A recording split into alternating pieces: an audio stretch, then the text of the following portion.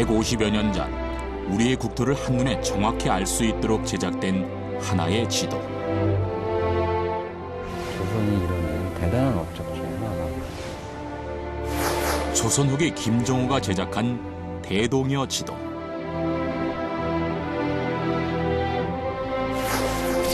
그런데 김정호는 직접 발로 뛰어다니며 지도를 만든 것이 아니었다. 개인의 힘으로 굉장히 훌륭한 전국지를 완성했다라는 오해가 있었습니다. 나라를 사랑하고 조국의 땅을 알고자 했던 우리 선조들. 그 결과물은 지도에 고스란히 반영됐다. 그 지도들 가운데 우리나라 고지도의 완결판이라 할 수 있는 것이 바로 김정호의 대동여 지도다. 고지도의 그 종합 결정판, 우리나라 전통 지도학의 집대서라고 할 수 있습니다. 우리나라 최고의 고지도로 꼽히는 대동여 지도. 조선 후기 시대를 뛰어넘는 정교한 지도를 과연 김정호는 어떻게 제작할 수 있었던 것일까?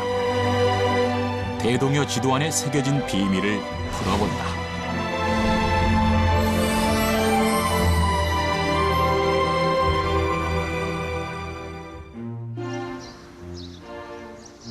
지난 7월 경주에선 특별한 전시가 개최됐다. 경상도라는 도명을 사용한 지 올해로 700년이 되는 것을 기념하기 위한 행사였다. 경상북도 사람들이 이룩한 역사와 문화, 그리고 삶의 큰 흐름을 돌아볼 수 있는 전시물이 준비됐는데 경상북도의 자연환경, 인물, 사건, 이야기 등 이곳 사람들의 다양한 면모를 살펴볼 수 있는 200여 점의 문화재를 만날 수 있었다.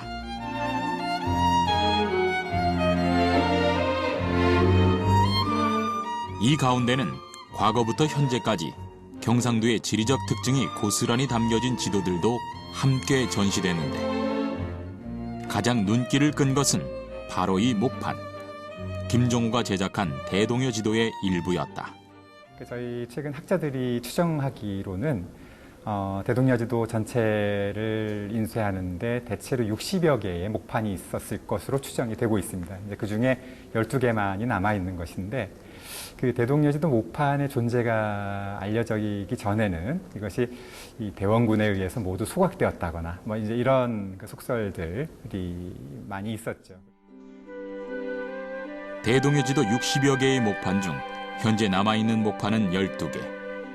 이 2개의 목판은 경상도 지역을 새긴 부분이다. 목판 하나의 크기는 가로 30cm, 세로 40cm.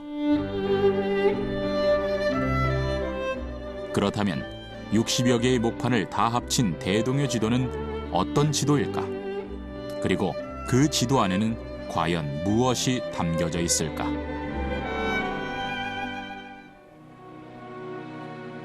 이 고지도를 현재 보물 850호로 지정돼 보관 중인 성신여자대학교 박물관에서 확인할 수 있었다.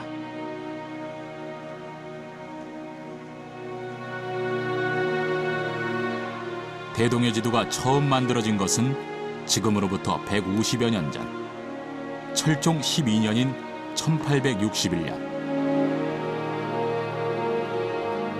과연 조선 후기 김정호가 제작한 대동여 지도는 어떤 모습일까?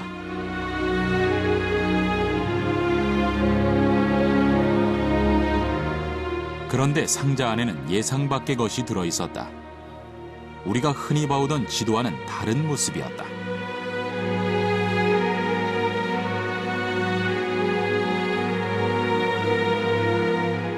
대동여 지도는 한 장으로 이루어진 지도들과 달리 책의 형태를 취하고 있는 것. 책의 겉표지에는 모두 대동여지 전도라 씌어 있는데 대동여 지도는 60여 장의 목판에 새겨 총 22개의 첩으로 만들어 펴낸 목판 지도인 것이다.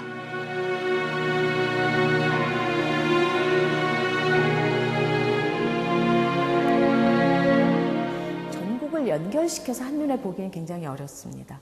그래서 이것을 전국을 펼쳐볼 수 있게 만든 것이 대동여 지도라고 할 수 있습니다. 대동여 지도는 책의 형태로 묶여져 있지 않고 분첩, 절첩식이라고 하는 첩 형태로 되어 있어서 22첩을 나란히 남북으로 펼치면 우리나라 전국의 지도가 되는 형태로 되어 있습니다. 총 22첩으로 제작된 대동여 지도. 모두 펼치면 과연 어떤 모습일까? 한 첩은 가로 20cm, 세로 30cm 정도. 남북을 22단으로 나눠 한 단이 각각 하나의 책자 형태로 나뉘어 제작되었다. 한 첩에 담긴 지도를 펼치면 한반도의 동서가 펼쳐지고 연이은 첩을 상하로 잇대면 남북이 이어지는 것.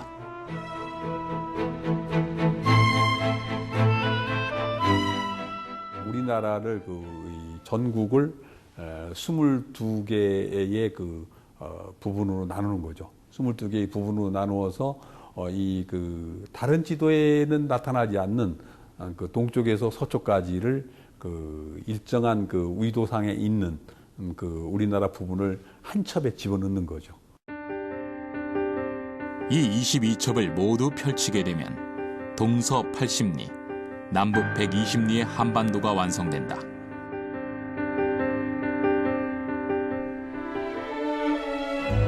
대동여 지도는 총 227면으로 구성된 22개의 첩. 이것을 한 장으로 만들었다면 그 크기를 감당하기 어려웠을 것이다.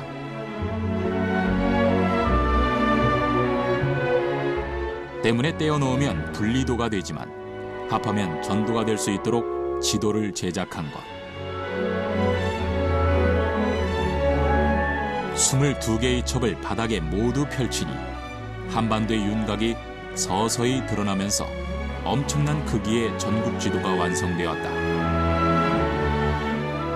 가로 3.8m, 세로 6.7m 크기의 거대한 지도가 눈앞에 펼쳐졌다. 바로 이 지도가 우리나라의 가장 우수한 고지도이자 가장 큰 전국지도인 대동여 지도이다.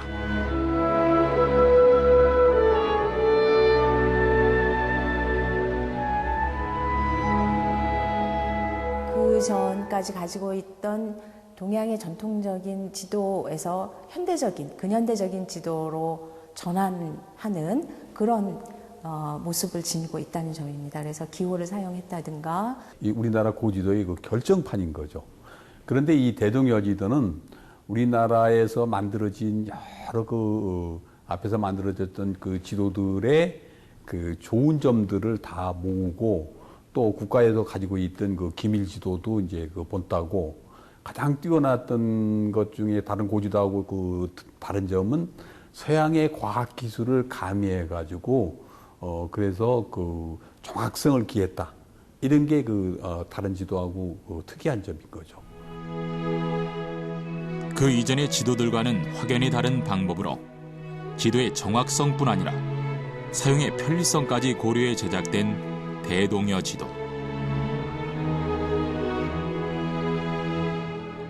우리나라 최고의 고지도이자 전국지도로 꼽히는 이유인데, 그렇다면 대동여 지도 이전 우리나라 지도의 역사는 어떻게 발전되었을까?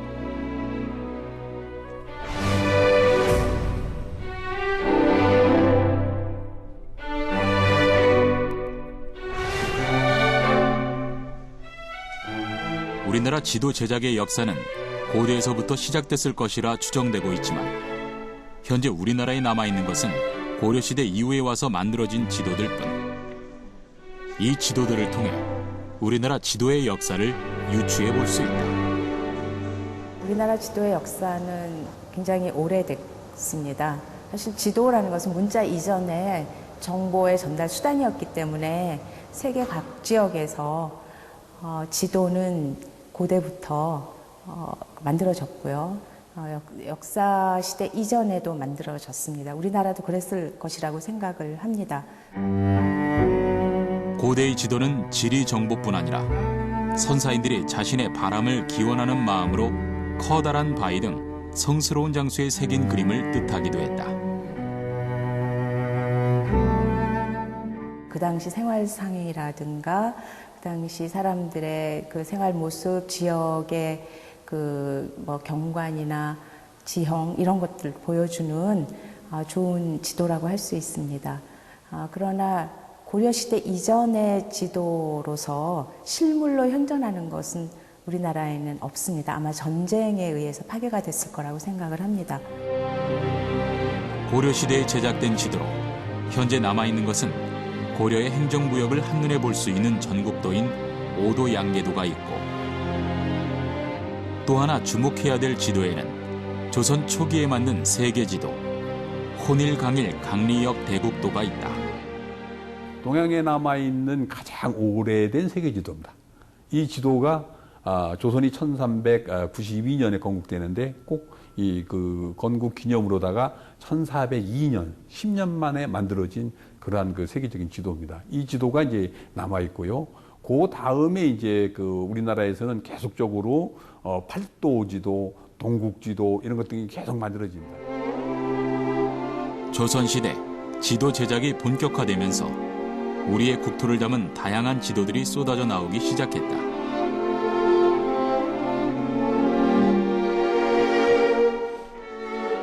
그중 대동의 지도의 밑거름이 되는 중요한 지도가 나왔는데 18세기 중엽 정상기가 제작한 전국 지도인 동국대 지도였다.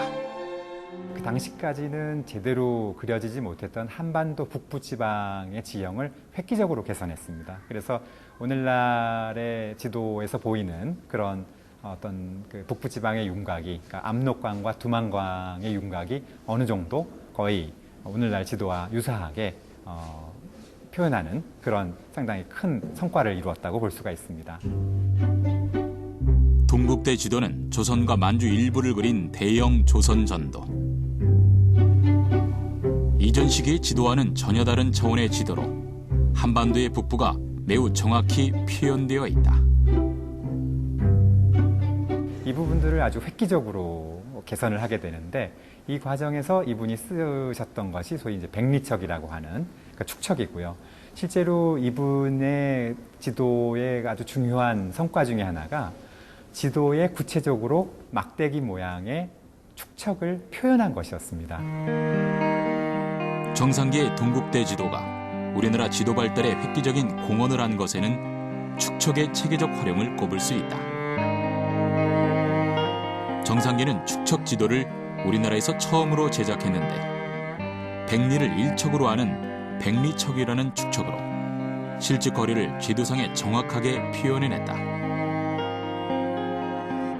그의 독창적인 방법은 조선 지리학의 혁신적인 발전을 가져오게 했다.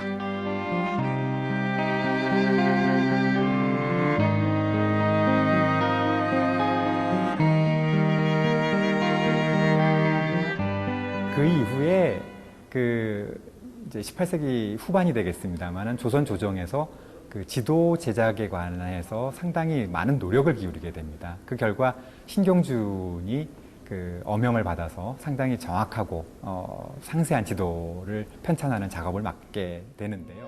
정상기의 지도 제작을 이어받아 조선의 지도 체계를 구축해간 사람은 조선 후기의 실학자 신경준이었다. 그는 방한 기법으로 그린 조선시대의 군현 지도책 해동여 지도의 제작에 가장 큰 공을 세운 인물이기도 했다.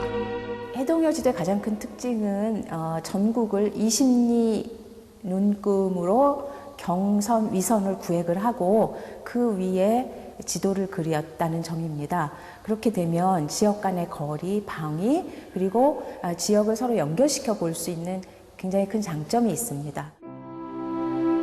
해동의 지도는 모든 군현에 동일한 축척을 적용한 20리 방안의 지도책으로 군현이 작을 경우 20리 방안 간격을 크게, 군현이 큰 경우 20리 방안을 작게 그려 지도책의 크기에 맞추었다. 방안 지도는 이전의 지도들에 비해 면적과 거리를 알아보기 쉬울 뿐 아니라 한반도의 모형이 비교적 정확했다. 이처럼 조선 후기에 들어서면서 지도체계의 완성도가 높아져 갔다.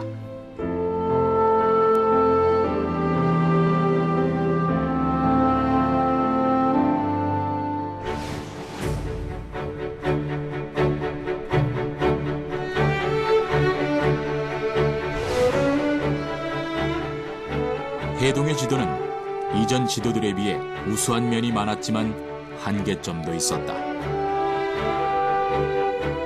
이 지도들이 가지는 단점으로 무엇을 지적을 했느냐 하면 첫째는 이게 전국적으로 연결시켜 보기 어렵다는 점입니다. 그러니까 각 군현별로 돼 있기 때문에 전국을 한눈에 파악하기 어렵다는 점을 가장 큰 문제점으로 지적을 했고요. 그 지도들은 20리 간격의 축척이 지도 위에 그어져 있습니다. 근데 이렇게 이용하기 좋게 만드는 과정에서 신경전은 원래 간격을 다 똑같이 했는데 이용하기 좋게 만드는 과정에서 간격을 다르게 했어요. 20리가 똑같음에도 불구하고. 전문가들은 금방 알지만 전문가가 아닌 이용자들은 이 간격이 이해가 안 가는 거예요. 해동의 지도는 지도가 서로 단절되어 있어 이어볼 수 없고 방안의 크기도 달라 면적을 계산하기에는 어려움이 있었다. 이 한계점을 뛰어넘어 조선의 국토를 정확히 담고자 한 사람, 그가 바로 김정호였다. 태어나셨던 시기는 이제 19세기 초고요. 지금 1804년에서 1866년에 생존하셨던 걸로 추정을 하고 있습니다. 김종호의 그 유일한 김종호 개인에 관한 유일한 기록이 유재건이가 쓴 이양견론록에 나오는 간단한 그 기록입니다.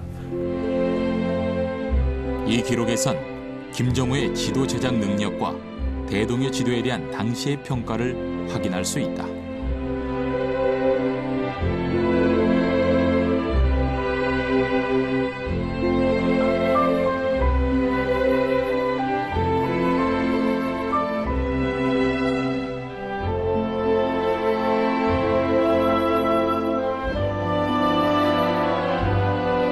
보배라 표현할 정도로 대동의 지도에 대한 극찬이 표현된 이 문서. 그렇다면 김정호는 왜 대동의 지도를 제작하게 된 것일까? 그 출발은 기존 지도들의 한계점에서 시작되었다. 문제점들을 개선한다면 훨씬 전문가가 아닌 이용자들이 쉽게 이 지도책의 내용을 바라볼 수 있고 쉽게 찾아볼 수 있고 이런 생각을 할 수 있을 것이다. 18세기 후반에 이미 상당한 진전을 보게 되는데요. 근데 이런 어떤 지도학적인 성과를 바탕으로 김정호 선생이 좀 더 많은 진전을 가져가야겠다. 좀 더 독자들에게 읽히기 좋은 그런 지도들을 만들어야 되겠다라고 하는 관점을 가지게 되신 거죠. 그렇게 탄생된 대동여 지도. 김정호는 기존 지도 제작의 문제점을 극복하고 자신만의 지도를 완성한 것이다. 그렇다면 우리나라 최고 지도로 꼽히는 대동여 지도는 기존의 지도들과는 어떤 점이 다를까? 다른 지도들과 차별되는 대동여 지도만의 우수성은 과연 무엇일까?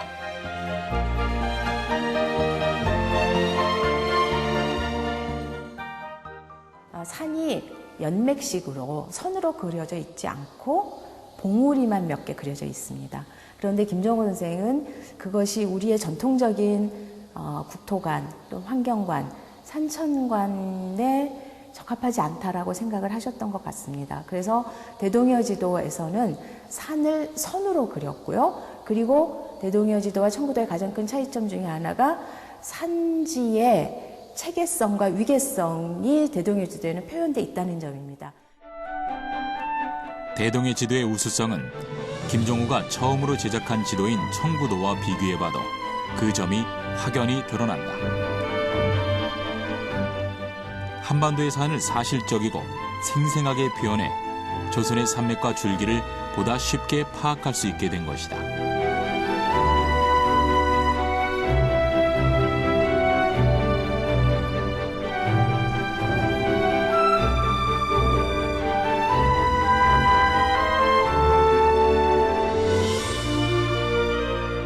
대동의 지도에 드러난 혁명적인 지도 제작 방식으로 기호의 사용을 꼽을 수 있다. 제한된 공간 안에 많은 정보를 담기 위해 지도의 기호를 사용한 것이다. 그 지도표에 산은 어떻게 표시하고, 그 다음에 그 봉수대는 어떻게 표시하고, 그 다음에 성은 어떻게 표시하고, 그래서 그 지도를 그 기호화 시켰기 때문에 내용은 훨씬 더 풍부해졌지만 이 지도를 제작하는 데에서는 훨씬 더 간편하게 또 보는 사람들은 아주 정확하게 볼 수 있는 그런 방법을 쓴 거죠. 대동여 지도의 지도 법례를 보면 20여 종의 내용들이 기호로 제시되어 있는데 글자 대신 기호를 본격적으로 사용해 명쾌하고 간략하면서 힘있는 지도가 된 것이다. 누구나 알기 쉽게 표현해 보다 시각적이고 한눈에 파악할 수 있게 되었다. 고을이 위치한 그 장소를 그런 동그라미로 표현한다든가 이런 것들이 이제 기호의 시작이 될 텐데요. 그 정상기 선생의 경우에는 백리적으로도 유명합니다만은 그 그림식으로 기호를 만들어서 활용했다는 측면에서도 사실 획기적이라고 볼 수가 있습니다. 특히 정상기는 이전 지도와는 비교가 되지 않을 만큼 다양한 기호를 많이 사용했고 조선의 각 도별 9년 지도집인 해동지도에도 기호를 확인할 수 있다. 관청에 있는 많은 지도들을 김정호가 보았을 텐데요. 그러니까 김정호 이전에 만들어서 관청에 보관되었던 지도들, 또 김정호가 민간에서 보았던 많은 지도들이 김정호 지도에 영감을 주었을 것이라고 생각을 합니다. 이러한 기존의 지도들이 모두 대동여 지도의 밑거름이 된 것이었다.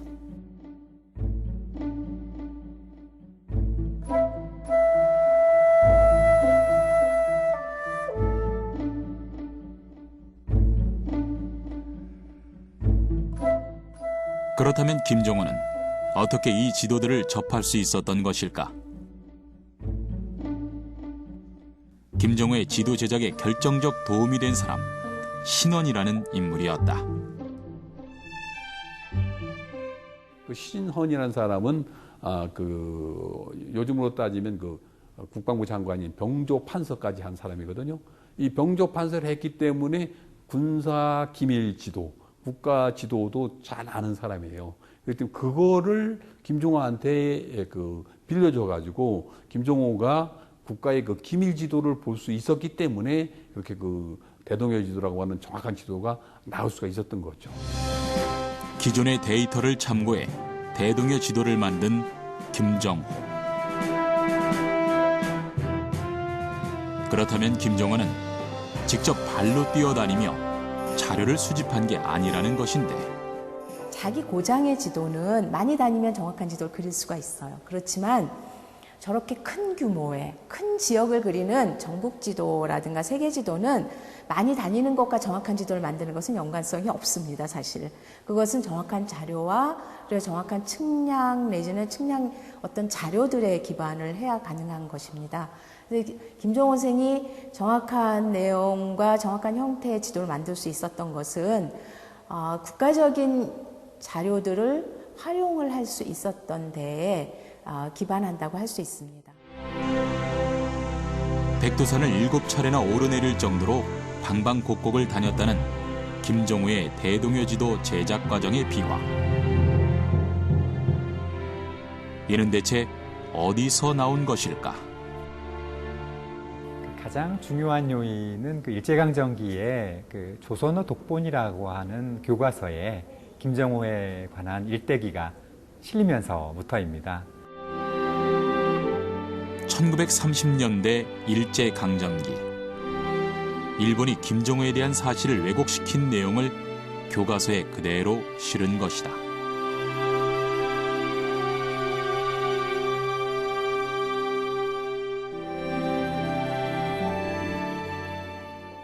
김정호 선생의 위대한 업적을 제대로 알아보지 못한 조선 정부의 실정이랄까, 실책을 강조하는 방식으로 서술이 되었습니다. 이 내용이 1980년대까지 교과서에 수정 없이 실리면서 우리가 김정호와 대동여 지도에 대해 잘못 알게 된 것이다. 그러나 김정호가 오로지 기존의 데이터에만 의존해 대동여 지도를 제작한 것은 아니었다.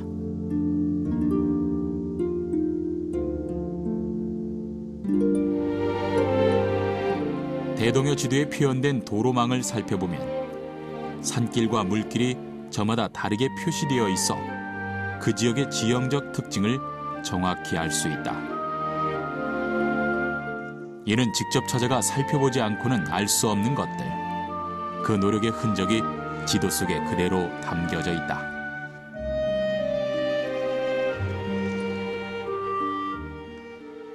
충주 쪽에 이렇게 강을 충주강 그런 것 등을 표시한 거 보면은 김종호가 답사하지 않고는 알 수 없는 그런 이 강줄기 같은 걸 표시하고 있어요. 이런 걸 보면은 김종호가 전국을 돌아다니진 않았지만 상당 부분은 답사를 했을 겁니다. 대동여 지도에는 물줄기들이 매우 상세히 표현돼 있다. 강폭이 좁아지면 한 줄로, 배가 갈 수 있는 곳은 두 줄로 차이를 둬 정확한 정보를 제공해주고 있다.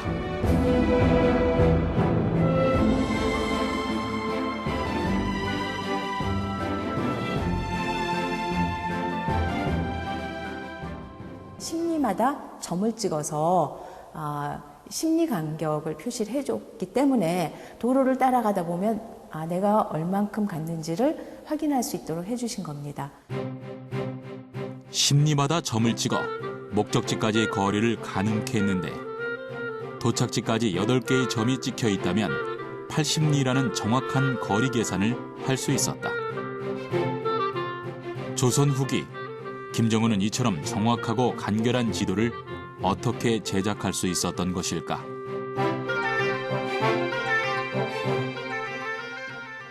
당시에 19세기의 지식인들은 기하 원본이라고 하는 중국에서 만들어진 유클리드 기하학을 한문으로 정리해 놓은 책이 있는데 그 책이 기하 원본이에요.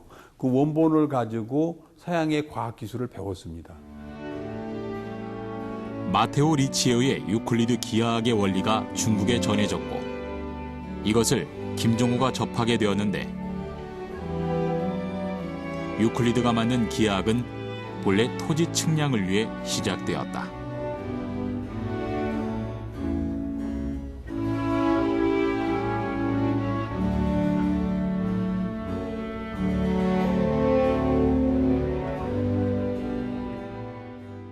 고지도의 가장 취약점이 정확하지 않다는 건데 이제부터 이제 확대 축소법을 배움으로 인해서 정확한 정확성을 기해지기 시작하는 거죠.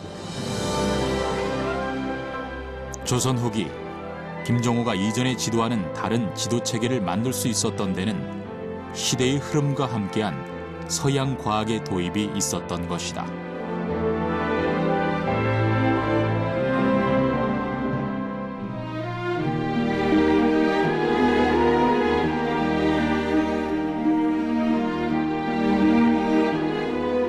평생을 조선의 국토를 연구하는 데 바친 김정호. 그의 업적은 대동여 지도뿐만이 아니다.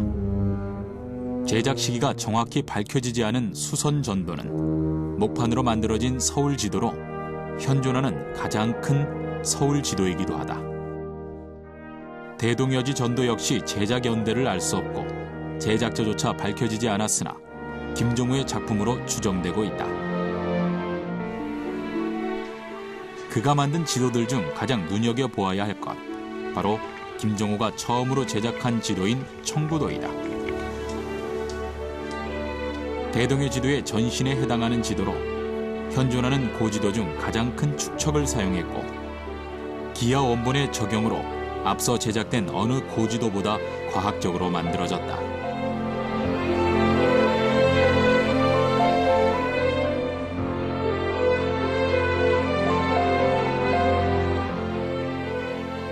청구도는 이게 김종호가 맨 처음에 만든 1834년에 만든 지도거든요. 1834년에 맨 처음에 만들어가지고 1861년에 대동여 지도가 나올 때까지 거의 30여 년간 청구도 가지고 씨름을 해요. 청구도에는 대동여 지도가 나오기까지 김종호가 지도 제작에 쏟은 고민의 흔적이 가장 많이 묻어있기도 하다. 남북 29층, 동서 22층을 자른 다음에 이것을 지도책으로 묶어주는 거예요.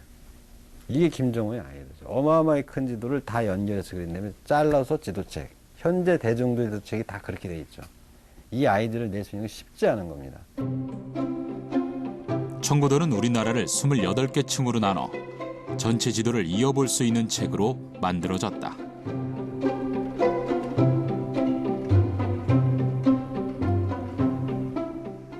청구도의 또 하나 주목할 점은 지도 제일 처음에 표시된 지도 색인이다. 책으로 된 복잡함을 한결 덜어주는 방법이었다. 김정호는 분명히 전통시대 사람임에도 불구하고 그로부터 훨씬 지난 기술이 엄청나게 발달해서 지금 제작되는 10만 대 1 도로지도, 즉 대중지도책에 나오는 모든 아이디어를 담아냈다. 10만 대 1 도로지도책도 전국을 다 연결해서 그린 다음에 잘라서 책을 만들었습니다. 근데 이렇게 잘라서 책을 만들 때 가장 문제점이 뭐가 되냐면 찾아보기가 너무 힘들다는 겁니다. 그래서 이런 단점을 극복하기 위해서 10만 대 1 도로지도책에는 맨 앞에 찾아보기 지도를 수록해 놓았습니다. 지도색인이란 전국의 잘라진 부분들에 번호를 붙여 원하는 곳을 쉽게 찾을 수 있게 만든 것이다.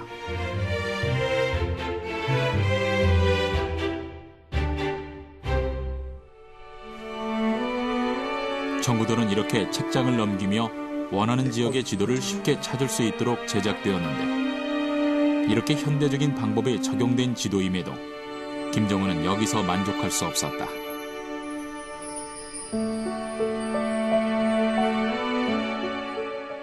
1834년에 제작되었던 청구도 자체가 그 안에서 판본상의 변화들을 많이 일으킵니다.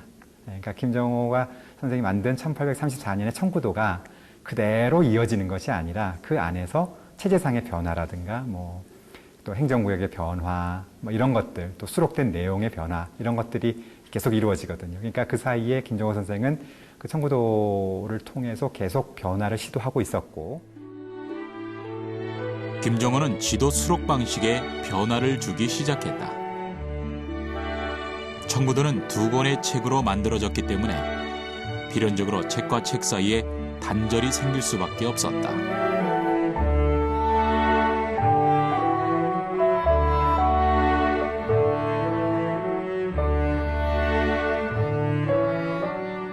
때문에 김정호는 지도를 홀수층과 짝수층으로 나눠 2 책을 동시에 폈을 때 보다 넓은 지도를 볼 수 있게 했다.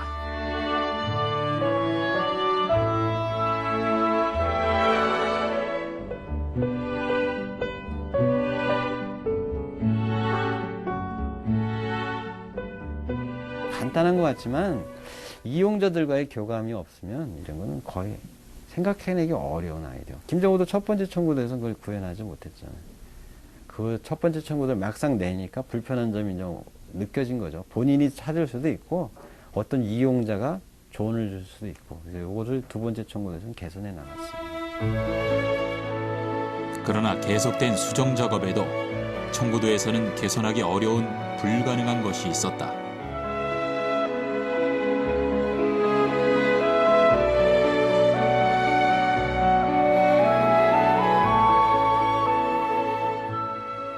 맞춰볼 때 이게 맞출 수가 없어요. 이게 2 책으로 되어 있으니까 이런 게 굉장히 불편한 거죠. 그 시대에 그런 욕구가 있었다는 걸 김정호가 간파를 한 거죠. 그래서 이어보기에 편리한 지도첩을 한번 만들어보자. 그럼 청구도 형식은 안 되는 거죠. 당연히 이어보기 편리하지 않으니까. 그게 바로 대동여지도입니다. 그의 끊임없는 노력은 마침내 대동여지도라는 결실을 맺게 되었다. 위급할 때 백성의 안전을 도모하고 평화로울 때 백성의 삶을 돌보는 데 쓰라고 평생을 지도 제작에 바친 김정호. 청구도 마지막 개정판이에요. 바로 대동여지로 전환을 해요. 그래서 1800년대 전반기에 14층짜리 만들어내요. 그 다음에 1850년대 중반기쯤에 다시 18층을 만들어내요. 그 다음에 1850년대 끝날 때쯤에 동요도, 대동여지도 똑같은 그걸 또 만들어내요. 대동의 지도를 완성한 후에도 김정호의 지도 연구는 계속되었다.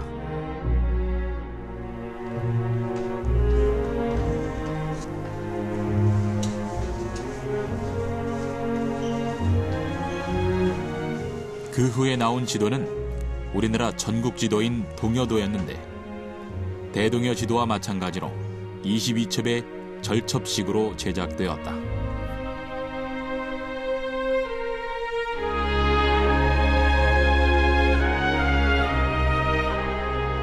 전체적인 한반도의 윤곽, 산줄기와 물줄기, 도로망 등 대부분의 내용도 대동여 지도와 일치했다.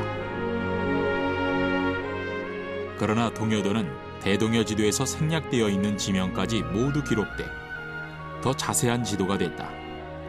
최고의 지도로 꼽히는 대동여 지도가 왜 간결할 수밖에 없었던 것일까? 그것은 동여도가 필사본으로 제작된 반면 대동여 지도는 목판으로 만들어졌기 때문이다.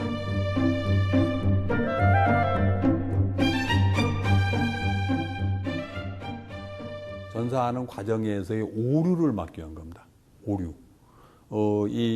우리나라는 이렇게 지도를 이렇게 한지에 그리기 때문에 앞에 지도를 그냥 대고 이제 그대로 그리면 되기 때문에 오류들이 많지는 않지만 그래도 이 필사하는 과정에서는 반드시 오류가 나타나는 거죠. 그래서 그런 오류를 막기 위해서 목판본을 만들었던 거고. 목판본의 경우에는 작게는 수십 벌, 많게는 100여 벌 이상 만들 수 있기 때문에 조금 더 이 지도를 이제 완성본은 인쇄본으로 해서 영구히 자료로 남기고 그리고 많은 사람에게 이용이 되는 것을 원하셨던 것 같습니다.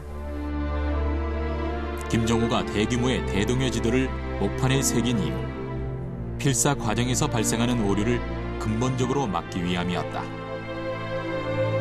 60여 개의 목판에 거대한 지도를 새기는 작업은 만만치 않은 일. 김정호는 어떤 방법으로 지도를 조각한 것일까?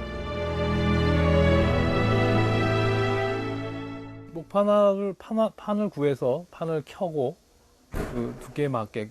김정호는 기존의 우리 목판화들이 되게 두터운데 김정호는 얇게 썼어요. 얇게 쓰고 또 양면을 다 하고 그리고 이제 칼을 자유자재로 부드럽게 이렇게 이 망치질을 안 하고도 타각 기법이라고 그러죠. 망치질을 안 하고도 이렇게 쓱쓱쓱 이렇게 둥근 칼이나 세모칼로 이렇게 문질러서 이렇게 그림을 그려낼 수가 있으니까요. 그런 점을 착안해서 피나무를 선택했고요. 김정호가 대동여 지도의 목판으로 사용한 것은 피나무.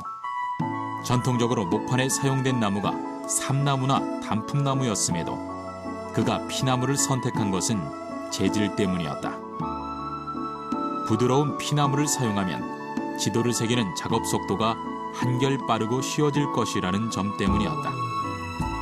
아무리 부드러운 나무라 할지라도 필사본보다 작업 과정이 더 까다로운 목판. 그렇다면 제작 과정에서 수정은 어떻게 이루어졌을까? 잘못된 지리 정보가 있는 목판의 부분을 도려냅니다. 도려내는 건 그렇게 어려운 일이 아니겠죠. 그리고 거기에다가 새로운 나무 조각에다가 나무 조각의 정확한 지리 정보를 조각해서 그것을 잘못된 지리 정보를 파낸 그 목판 위에다가 붙입니다. 잘못된 부분을 도려내고 다시 작업해 그 자리에 끼워 넣는 상감 기법이라는 방식으로 수정한 것이다. 이렇게 하면 필사본 작업보다 더 깔끔하게 수정을 할 수 있었다.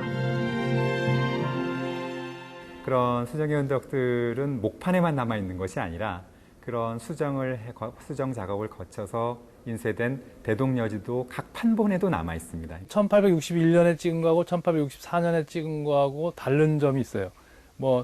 전문의가 없어졌다든지 그다음에 산의 표현이 달라졌다든지 이런 것들이죠. 1861년 처음 제작된 대동여 지도는 이후 계속된 수정과 추가 작업을 거듭하며 초간본의 일부 오류를 수정하고 1864년 고종 1년에 더 완벽해진 모습으로 대동여 지도 제간본을 발간하게 됐다. 지도 못지않게 높은 평가를 받아야 할 김정호의 업적이 바로 지리지의 편찬이다. 국토의 정보를 집대성해 놓은 지리책으로 김정호는 세 종류의 지리지를 만들었다.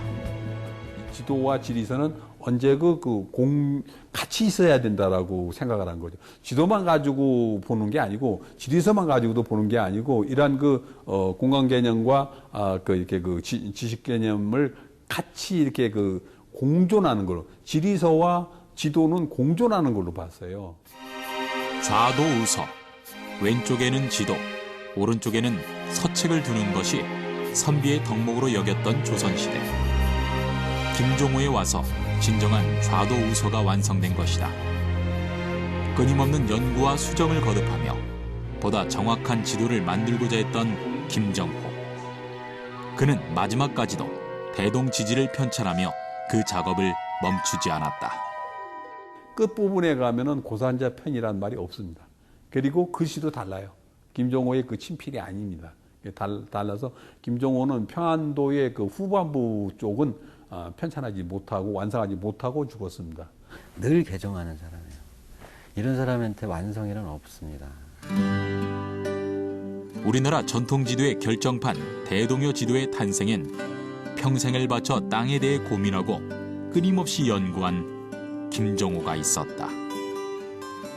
어떻게 보면 김종호 선생은 이제까지의 지도학적인 성과, 조선 지도학의 지도학적인 성과를 총집성해서 어떻게 하면 독자들에게 좀 더 가독성이 높고 또 읽기 쉬운, 말하자면 읽기 쉬운 그런 지도를 만들어낼 것인가, 이런 것에 대한 고민을 아주 많이 한 사람이라고 볼 수가 있습니다. 그렇게 여러 벌을 만들 수 있다는 것은 많은 사람에게 보급할 수 있고 또 많은 사람들이 이용할 수 있는 장점이 있게 되는 겁니다. 그래서 지도와 지리지의 내용을 공유하고자 했던 김종호 선생의 사상이 대동여지에 조금 더 명확하고 실천적으로 구현이 되었다고 할 수 있습니다. 조선 후기. 이전까지는 볼 수 없었던 체계화되고 과학적인 기술로 단순히 국토의 지리와 지형을 담은 지도가 아닌 조선의 네트워크를 구축한 대동여 지도. 조선의 국토 체계를 세우고 우리나라 전통 지리학의 금자탑을 세운 김정호. 조선 지리학의 성과를 집대성한 대동여 지도엔 나라를 사랑하고 조국의 땅을 알고자 했던 조선의 지도 천재, 보산자 김정호. 그의 꿈이 담겨 있다.